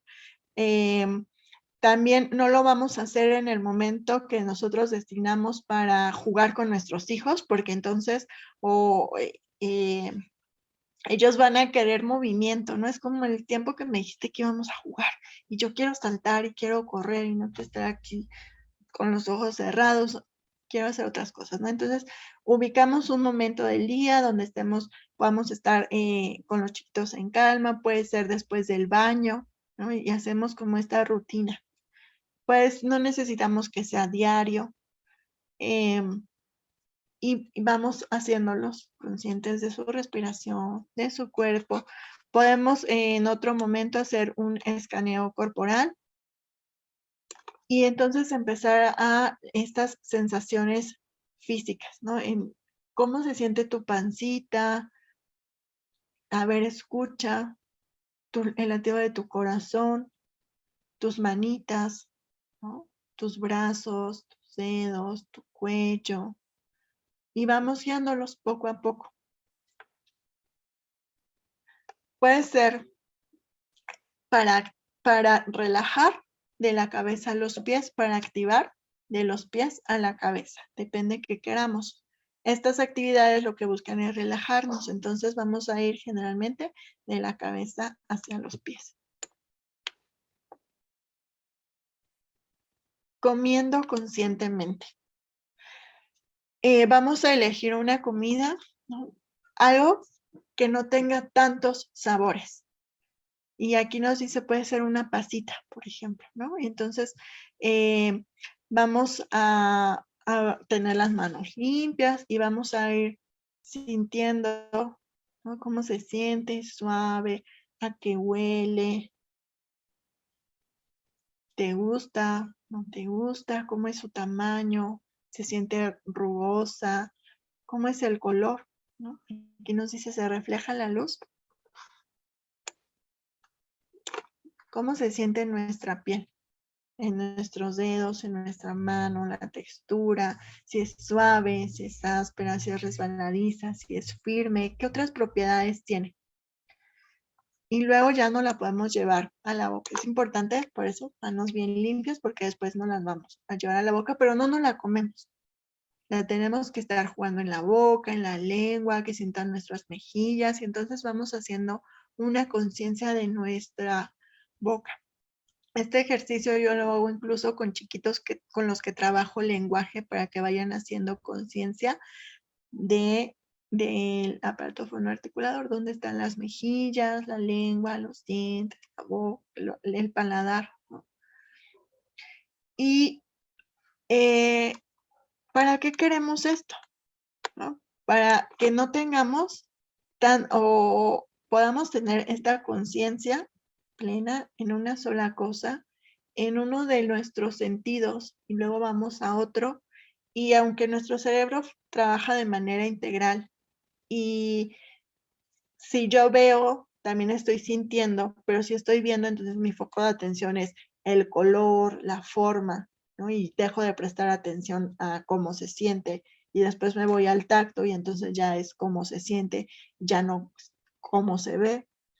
Y esto me va a ir ayudando a generar más neurotransmisores de calma, ¿no? Ya el cortisol que me genera, o el estrés que me genera el cortisol, u otras, noradrenalina, otros neurotransmisores que me van a estar como desregulando, yo me voy a poder calmar, y esto con la práctica va a permitir que los niños pues vayan autorregulándose cada vez más rápido, ¿no? Que no tardemos tanto, que esta explosión de emociones no sea tan intensa, y que ellos puedan ir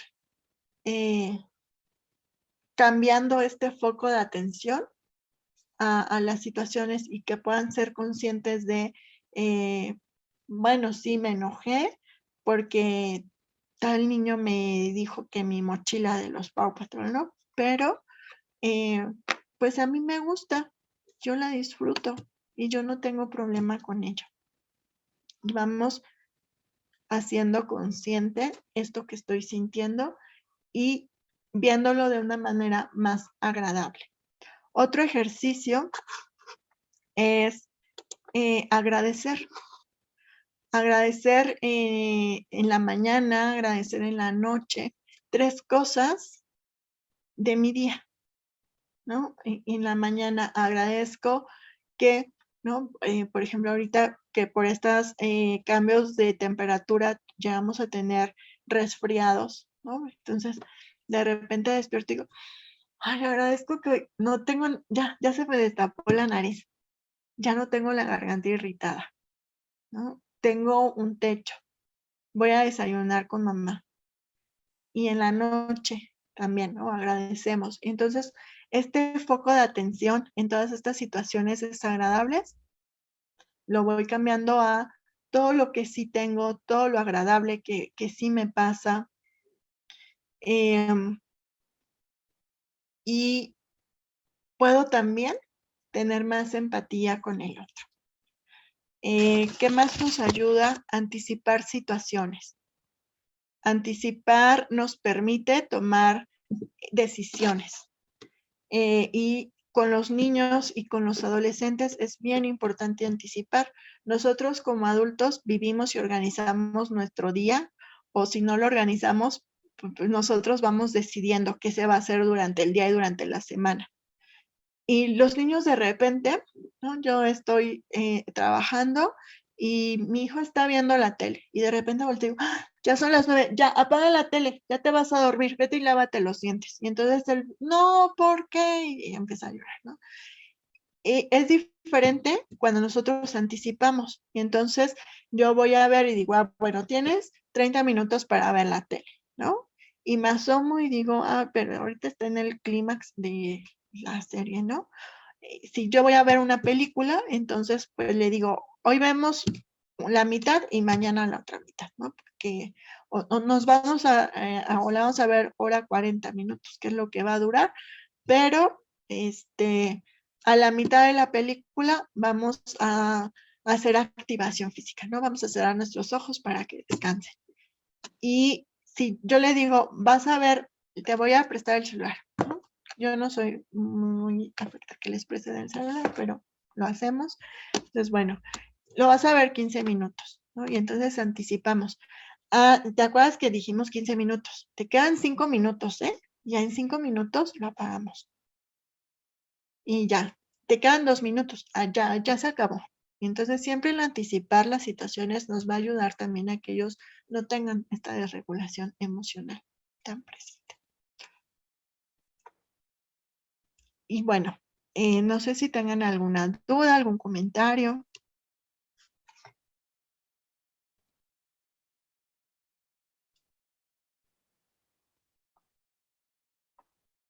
Y ya nada más como para ir cerrando, ¿no? Estos puntos de validar, empatizar, tener espacios para estas emociones desagradables, ¿no? Como el enojo, la tristeza, modelar nuestras emociones, ir trabajando estos ejercicios de respiración, de conciencia plena, dejar de tener tantos estímulos que no le hacen tanto bien a mi cerebro, tener una alimentación en donde tengamos más nueces, chocolates negros, leche, queso, pescados, ¿no? Que nos van a ayudar a tener niveles de serotonina y de dopamina más altos y que no tengan, y bajar el cortisol, ¿no? Entonces, bueno, con esto estaría yo cerrando.